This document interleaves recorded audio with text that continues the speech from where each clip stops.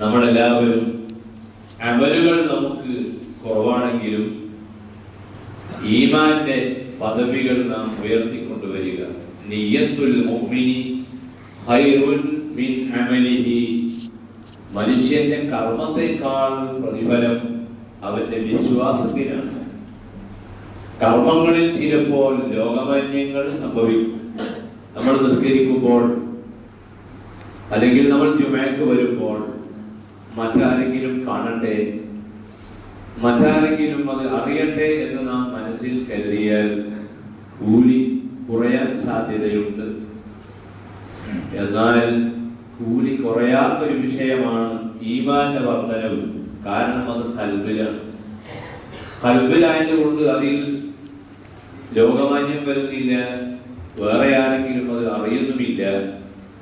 ഓരോ വെള്ളിയാഴ്ചയും ജുമഅക്ക് പങ്കെടുത്ത് തിരിച്ചു പോകുമ്പോൾ ഒരു ചെറിയ അംശം ഈമാൻ ഇങ്ങനെ വർദ്ധിക്കണം. അല്ലാഹു തൗഫീഖ് ചെയ്യട്ടെ. ലാ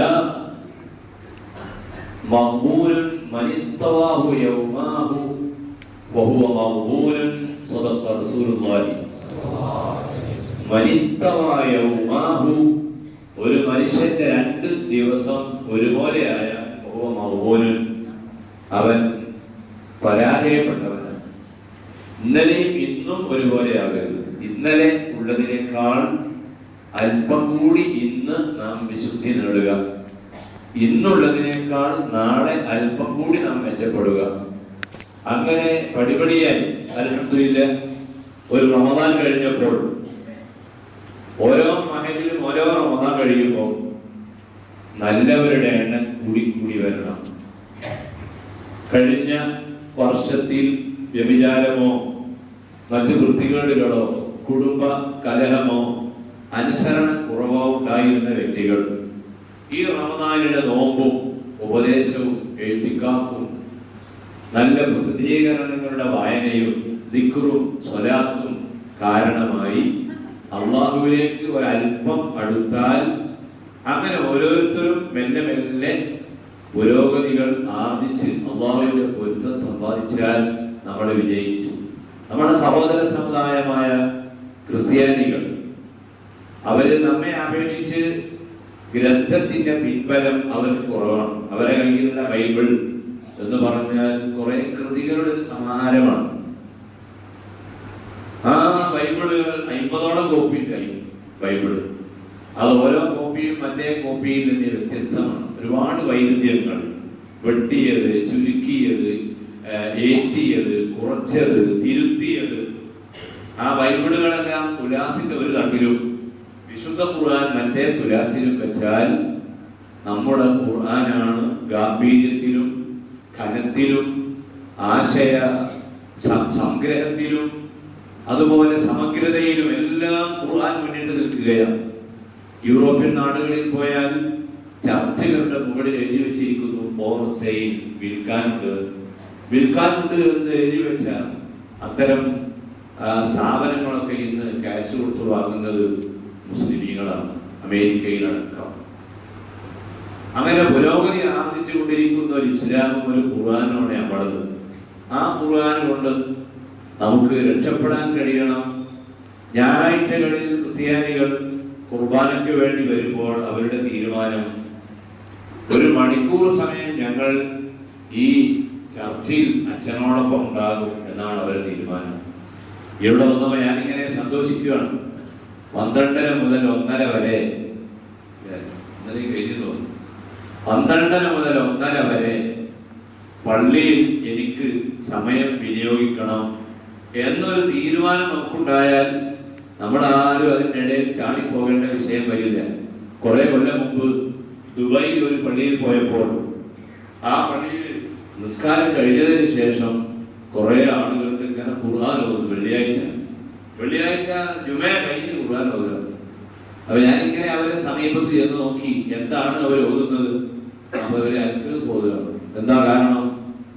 രാവിലെ ഏതോ ജോലി തിരക്ക് കൊണ്ട് നഷ്ടപ്പെട്ട ഖുർആൻ അവര് ജുമഅ കഴിഞ്ഞിട്ട് ഓതുകയാണ്. ഞാൻ ചെറിയ ഉദാഹരണം നിങ്ങളെ ശ്രദ്ധയിൽപ്പെടുത്തിയതാണ്. ഈ പള്ളിയുടെ ചുറ്റും കബറടക്കം ചെയ്യപ്പെട്ടിട്ടുള്ള നമ്മുടെ പിതാക്കൾ, നമ്മുടെ ഉമ്മമാര്, വലിയുമ്മ, വലിയുപ്പ, അല്ലാഹു തആല അവർക്കെല്ലാം വലിയ പ്രതിഫലങ്ങൾ നൽകി അനുഗ്രഹിക്കുമാറാകട്ടെ. അവരെ മക്കളാകുന്ന നമ്മൾ എന്ത് അമൽ ചെയ്താലും നമ്മൾ കരുതിയാലും ഇല്ലെങ്കിലും അതിന്റെ കൂലി അവർക്ക് ലഭിക്കുന്നതാണ്. പാപ്പക്കും ഉമ്മക്കും വേണ്ടി നമ്മൾ കരുതിയാലും ഇല്ലെങ്കിലും നമ്മൾ എന്ത് ചൊല്ലിയാലും ഒരു കൂലി അവർക്ക് ലഭിക്കും. അങ്ങനെയുള്ള ഭാഗ്യം നമ്മുടെ മാതാപിതാക്കൾക്ക് അല്ലാഹു പ്രദാനം ചെയ്യട്ടെ. അവരുടെ കാലഘട്ടം 25, 50, 100 കൊല്ലം മുൻപ് ജീവിച്ചിരുന്ന അവർക്ക് വിദ്യുച്ഛക്തിയുടെ സൗകര്യമില്ല, ഫാനില്ല, AC ഇല്ല, കാറില്ല, ഒന്നുമില്ല. അവർക്ക് ഒരു സൗകര്യമില്ലാത്ത ആ കാലത്ത് നമ്മളവരെ വളർത്തി നമ്മളെ ആശുപത്രിയിൽ കൊണ്ടുപോകാൻ വേണ്ടി ചുമലിലെടുത്ത് വെച്ച് എത്ര കിലോമീറ്ററാണ് അവർ നടന്നത്. ചിന്തിച്ചു നോക്കണം. നമ്മൾ ഇന്ന് നമ്മളെ മക്കൾ നമ്മളാകട്ടെ പനിയാണെന്ന് പറഞ്ഞാൽ നമ്മൾ പറയും, എടാ ഇങ്ങനെ സൈക്കിൾ പോയി ഡോക്ടറെ കാണിച്ച് അവന് മരുന്നായി കുറിച്ച് മാറുകയാണെങ്കിൽ മാറട്ടെ പറയാന്ന് പറഞ്ഞിട്ട് പഠിക്കുന്നു. അവരങ്ങനല്ല, അവര് നമ്മളെ ചുമലിൽ എടുത്തു വെച്ച് നടന്നിട്ട് കൊണ്ടുപോവുകയാണ് ആശുപത്രിയിൽ. അങ്ങനെ നമുക്ക് വേണ്ടി കഠിനാധ്വാനം ചെയ്ത ആ ഉമ്മയും പാപ്പയും ഖുർആൻ ഓതുന്ന വിഷയത്തിൽ, വെള്ളിയാഴ്ച പള്ളിയിൽ വരുന്ന വിഷയത്തിൽ വളരെ ചിട്ടയുള്ള മഹാന്മാരായിരുന്നു. ആ ചിട്ടകളൊക്കെ ഒന്ന് പോയി. എല്ലാ വീട്ടിലും TV ആണ്. എല്ലാ വീട്ടിലും TV ഇല്ലാത്ത വീടുകളില്ല. നാളെ ആരും കണക്കൂട്ടി നോക്കുമ്പോൾ എന്റെ നാട്ടിൽ എന്റെ പേരും വേറെ 2 പേരും കൂടി TV ഇല്ലാത്തവരുള്ളൂ എന്ന് പറഞ്ഞാൽ TV തെറ്റാണെന്ന് പറയുകയല്ല. പക്ഷേ അത് കൊണ്ടുവന്നിട്ട് നമ്മുടെ അമലൊക്കെ മുടങ്ങുകയാണെങ്കിൽ തെറ്റാണ് എന്ന് പറയേണ്ടി വരികയും ചെയ്യും. അതൊക്കെ വളരെ ഗൗരവത്തോടു കൂടി നാം മനസ്സിലാക്കുകയും നമ്മളെ പഴമ കൈവിടാതിരിക്കുക, പഴമ കൈവിടാതെ വളരെ നല്ല ഒരു അച്ചടക്കത്തോടു കൂടി നമ്മൾ ജീവിക്കുക. ഞാൻ കൂടുതൽ സംസാരിക്കുന്നില്ല.